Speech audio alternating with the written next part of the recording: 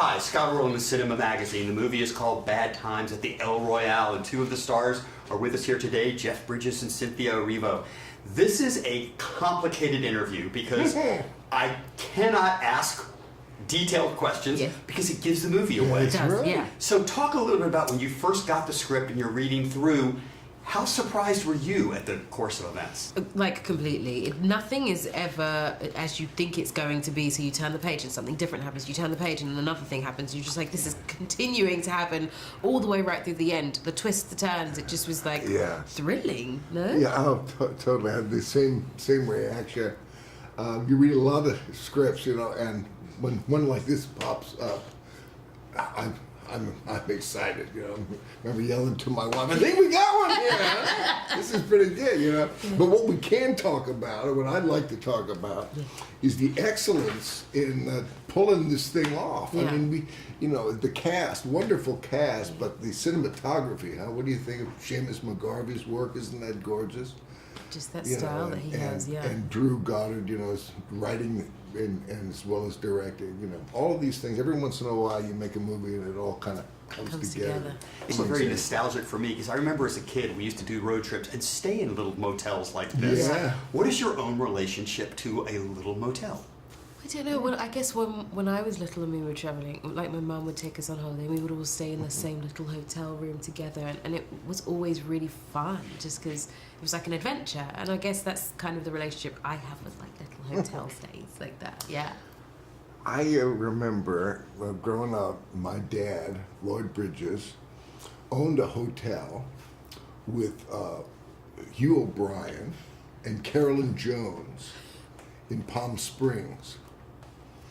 And I remember having wonderful times in that little called Whispering Waters. And I love too the fact that you're talking is the set, because it just Isn't it gorgeous? you were all self-contained in this. Yeah. It was almost like a play. You know, when I saw it last night, I think this would make a wonderful play. I wonder if they'll take it, and you know, because it's all kind of contained. And, one place, one night, you know, and the set was, it felt like it was alive and breathing.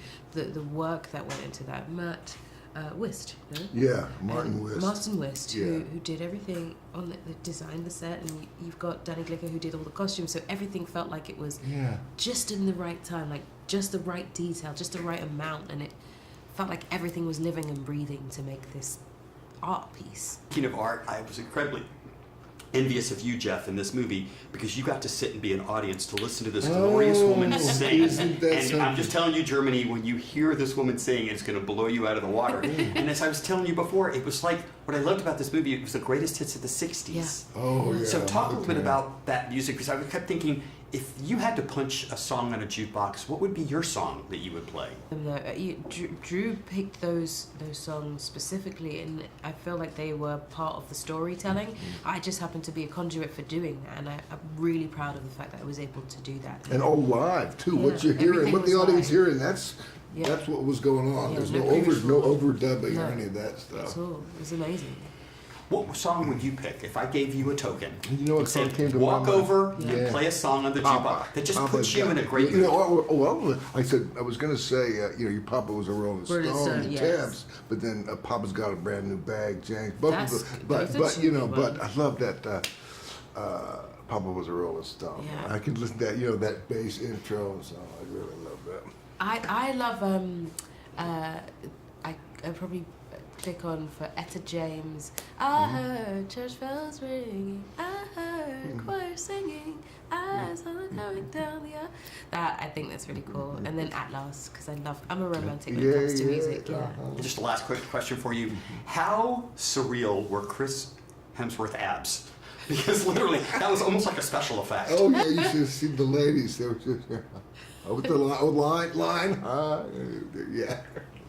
Hypnotized, come on, right? Well, no, I think for a second it was really distracting. And then you're like, well, we're in a shooting, so we might as well just like, we're in the middle of something, so let's get on with it. But on top of which, I think he himself as Billy Lee was spectacular. Like that I think was the biggest distraction. He was really scary, but in the best way. But I cannot thank you two enough. This was a terrific movie, and I can't wait for other people to see it. Congratulations. And this is Scott Orlin. Until next time.